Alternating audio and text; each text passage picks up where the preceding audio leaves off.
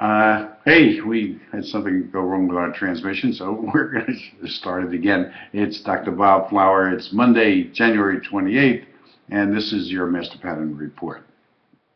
Okay, so there are some good signs coming that things are getting better, not only economically, but conceivably even uh,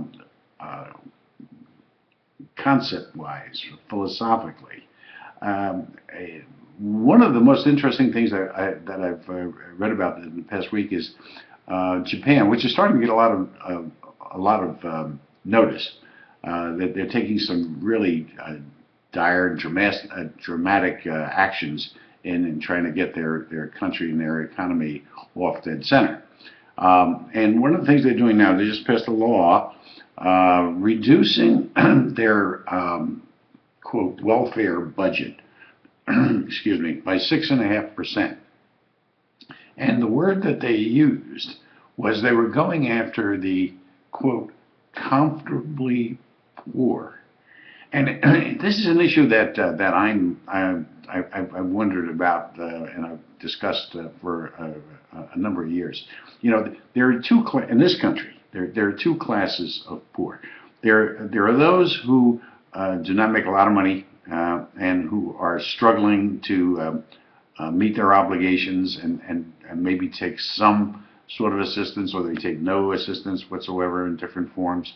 And then there are those who play the game, or who game the system. That's a better description. And who can blame them with what's being thrown at them? I mean, you know, if you can live well and not have to work and just have the government take care of you, that's great. The problem is, as we all know, who are realists, that only lasts for so long, and then that's it until everybody jumps on that wagon, and then there's nobody left to feed the horses. There's something going on there.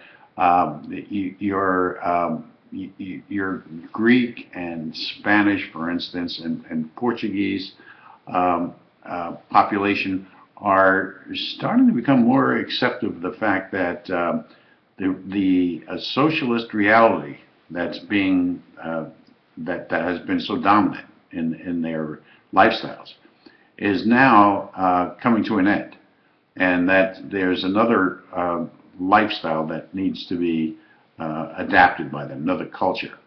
And when it comes to the United States, I believe that that's the fight that we all have to unite. All of us, quote, rebels, okay, revolutionaries, you know, us guys, us nuts, you know. What we have to do is, I think, come together a little bit more and help each other to generate a greater message to more people. And if that takes 1,000 bloggers, that's fine with me. If it takes 2,000 bloggers, that's fine with me. If we can establish this network and stick together and come up with some realistic ideas, and you know, if we come up with 1,000 concepts and only two of them work, but they work well, you know, it's an endeavor worth undertaking.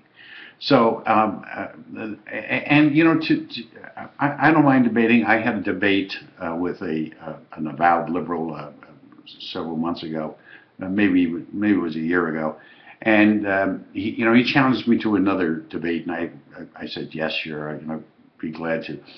But then after I looked at it and I thought about his arguments, I said to myself, you know, this is not going to get us anywhere. Really. I mean, because the liberals are of a mind that's not going to change. And not that the conservatives are any better, but, you know, the conservatives are definitely, and this is the dichotomy here, are definitely more open to ideas of change than the liberals are. I mean, this always struck me as strange. And you know, like for instance, one of the things he said was when I said to him, he says, what is it? I said, I don't think that big government is good because it doesn't run things effectively. He says, give me one idea. I said, I'll give you a dozen ideas, but one of them is the U.S. Post Office. And he said, his answer was, oh, I think it's a great institution. They give great service, a lot of dedicated, hardworking people, and they fulfill requirements, all over, whether it's at the post office or the individual postwomen. I mean, how are you going to win an argument when somebody makes a statement like that? Here's a department that's losing $50 billion a quarter, and what is scheduled. They've been trying to lay off between 50,000 to 75,000 people, and the only reason they didn't was because the administration was concerned about it having a negative impact on the unemployment numbers. So the idea is this: what motivates economics and business is concepts, philosophy. And we need to change the philosophy in order to bring about a society that is better for all people. All right. CBS is going to do a report on let's abandon the Constitution. I mean, not let's fix the Constitution, let's abandon it. And if you all are thinking that the corporations are going to take over, I have a suggestion for you. Look up the National Security Agency and look up its function and try to find what happens in the event of the demise of our government or a portion of its government. Who takes it over? What department steps in and has control? Right. And then look at the people that are on the board of the National Security Agency and see what they're about. Read up on them, okay? And then you'll find out where this country is and where it's going. And while I'm not a fan of big business, big corporations, I am a believer in getting to the heart of things. And I must say that I do it better than anybody. And the heart of things here is the philosophy and the concepts that are being adapted by this country, by people who don't know any better, who are about to be swallowed up for lunch by these pseudo egalitarians, aristocrats, who think that they know better than everybody. Well, you know what? They may know better than a lot of people, but they don't know better than every person. And there are a lot of us out there who have our own minds, who know how to think, who know how to figure things out, who know how to survive on our own, and who wish that government and governmental agencies get the hell out of our way and let us do things the way we know how to do it, even if it seems bad for us. And if it is bad for us, we'll learn by it and we'll improve it. And I'm sick and tired of hearing this agenda that I had one woman I played golf with, her and her husband out here in Arizona, and she's telling me she just got back from India. It was horrible, poverty, and we should really do something about these people. Well, if you got another 1,000 years, lady, you might be able to change their culture.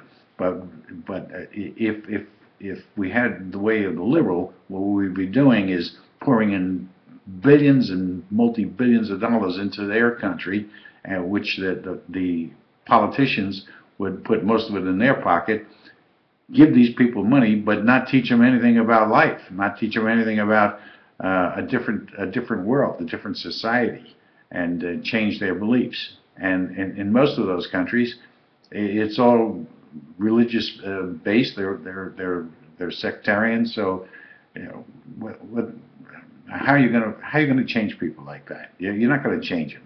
You're going to make the appearance that you're changing them or you're helping them. So my point is that we need to focus on the philosophy. And you know, by the way, I mentioned Meritopia, Mark Levin's book.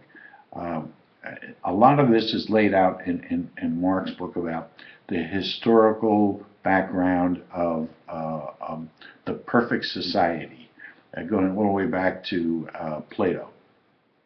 And it's something that we should look at because this is where we're moving towards this utopian existence that doesn't exist. I mean, I see what happens in neighborhoods, and I've been in real estate investments and real estate finance for 50 years, and I can tell you that what happens to a neighborhood just before it turns, quote, bad and starts to really depreciate is the liberals move in and make all their changes and, you know, suck the last part of the goodness of the system out, and then it just completely falls apart economically. And then they move out. They move someplace else to wreak the same havoc, you know. So these are things, these are concepts that we must attack and make people more aware of the differences and the options that are available and how to achieve those options. I have no problem in giving part of my tax dollars to people who need help and who need to learn how to improve their plight. But I do have a problem with giving it to an agency who then gives it to staff who doesn't know anything. I mean, they're there because they couldn't do anything else, and then they're going to teach these people. No, I think there needs to be more of a direct input between funding and assets being provided to these people.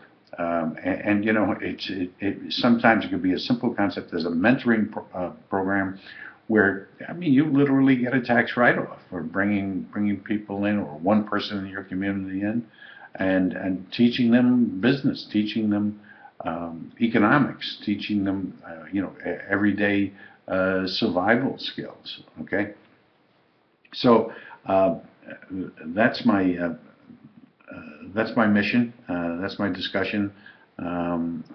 We need to have a Bloggers United philosophical roundtable of like-minded, and show how the things that we believe in are better. Not that they are the only way, but they are the better way of living life, and what the falsehoods and lies are of other concepts that are related to issues such as liberalism but mostly big government. I hate to go against liberals because there are some very good things about them, but it's the whole notion that Big Brother is going to take care of you. You know, God helps those who help themselves. And with that, I'm going to go out in the sun and try and have a good time, relax, enjoy myself for a couple of days, and get back to work, and get back to my research and my stock market, and we'll have more for you next week. Hey, listen, have a great week and stay warm.